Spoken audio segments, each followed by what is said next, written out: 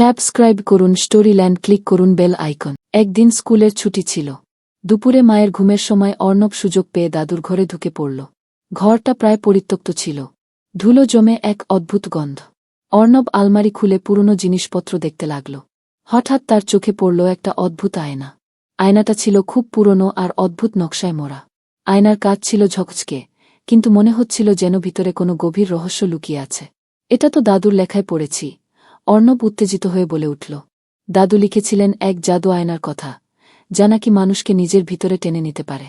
অর্ণব আয়নাটা হাতে তুলে নিল। ঠিক তখনই আয়নার কাছ থেকে এক অদ্ভুত আলো বেরিয়ে এলো। এই, তুমি কি আমাকে দেখতে পাচ্ছ? কাচের ভিতর থেকে একটা কণ্ঠ ভেসে এলো। অর্ণব চমকে গিয়ে আয়নাটা ফেলে দিল। কিন্তু কাচের ভিতরে কণ্ঠটা আবার শোনা গেল। ভয় পেও না, আমি তোমার ক্ষতি করব না, বরং আমি তোমাকে সাহায্য করতে চাই, কাপা গলায় বলল।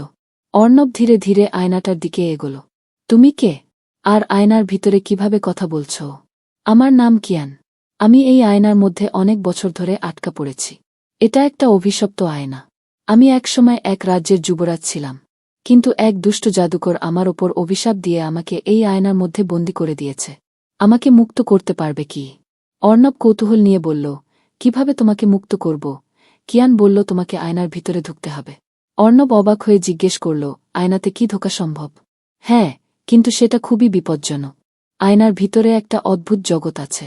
সেখানে তোমাকে কিছু ধাঁধা সমাধান করতে হবে। ধাঁধাগুলো সমাধান করতে পারলে আমি মুক্ত হব। তবে একটা ভুল করলে তুমি নিজেই আমার মতো এখানে আটকা পড়ে যাবে, কিয়ান সতর্ক করল। অর্ণব সাহসী ছিল। ঠিক আছে, আমি চেষ্টা করব। তুমি আমাকে জানাও কি করতে হবে। আয়নার গায়ে হাত রাখো আর চোখ বন্ধ করো, কিয়ান নির্দেশ দিল। অর্ণব আয়নার গায়ে হাত রাখতেই মনে হল সে কোথাও ভিতরে তলিয়ে যাচ্ছে। হঠাৎ তার চারপাশে আলো আঁধারের খেলা। তারপর সে গিয়ে পড়ল এক অদ্ভুত জায়গায়। চারদিকে কেবল আয়না আর আয়না, যেন সে এক বিশাল কাচের জঙ্গলে এসে পড়েছে। এটা কোথায়? অর্ণব চিৎকার করে বলল। এটা আয়নার জগৎ, কিয়ান বলল। এখানে ধাঁধাগুলো লুকানো আছে।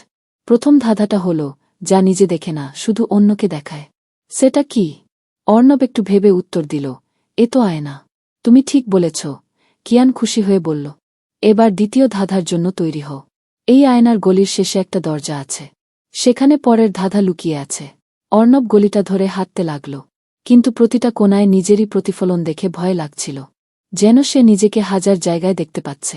অবশেষে সে একটা দরজার সামনে পৌঁছাল।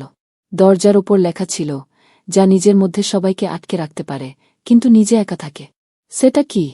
অর্ণব কিছুক্ষণ ভেবে বলল, ছাতা। তারপর আবার ভেবে বলল, না, এটা তো আয়না হতে পারে। দরজাটা খুলে গেল। কিয়ান বলল, তুমি খুব বুদ্ধিমান। এবার শেষ ধাঁধা। যদি উত্তর দিতে পারো, তাহলে আমরা মুক্তি পাব, কিন্তু ভুল করলে তুমি চিরদিন এখানে আটকে থাকবে। সাহস আছে তো? অর্ণব গম্ভীর গলায় বলল, হ্যাঁ, আমি প্রস্তুত। একটা নতুন আয়নার সামনে এসে সে দাঁড়াল। এবার ধাঁধাটা আয়নার কাচের ওপর ভেসে উঠল। আমি তোমাকে দেখতে দেই, কিন্তু তুমি আমাকে কখনো ছুতে পারো না। আমি কে?